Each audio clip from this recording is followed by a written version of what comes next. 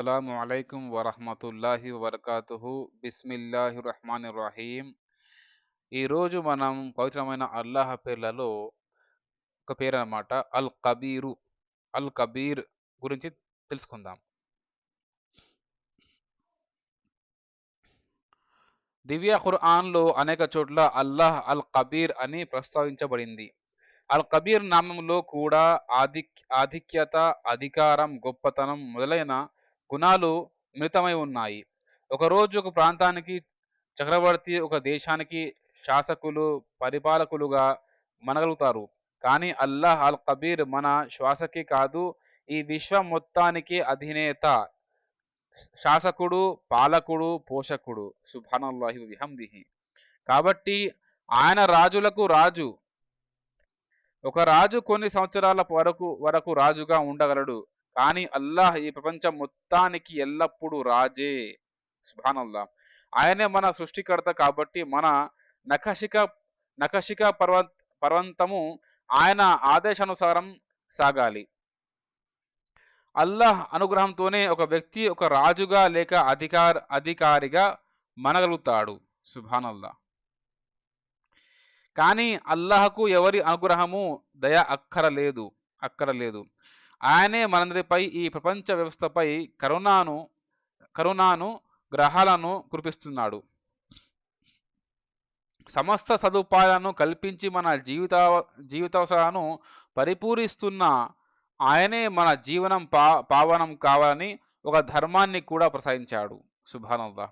సృష్టి ఆది నుండి మనిషి మార్గదర్శకం కోసం అల్లాహ్ ప్రవక్తల్ని పంపుతూనే వచ్చాడు.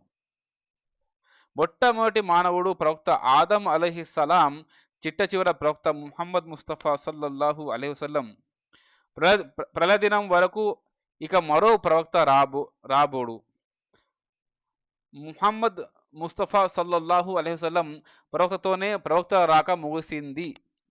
కాబట్టి ప్రపంచ మానవాళి అంతా ఆ ప్రవక్త సల్లల్లాహు అలైహి వసల్లం అనుసరించి చూపిన మార్గానుసారం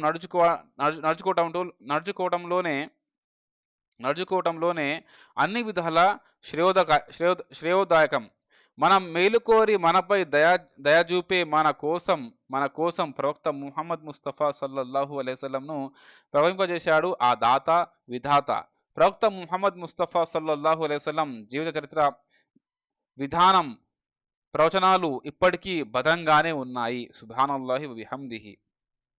ప్రవక్తపై సల్లల్లాహు అలైహి వసల్లంపై అవతరింపజేసిన గ్రంథం ఖురాన్ కూడా భద్రంగానే ఉంది. సుబ్హానల్లాహ్.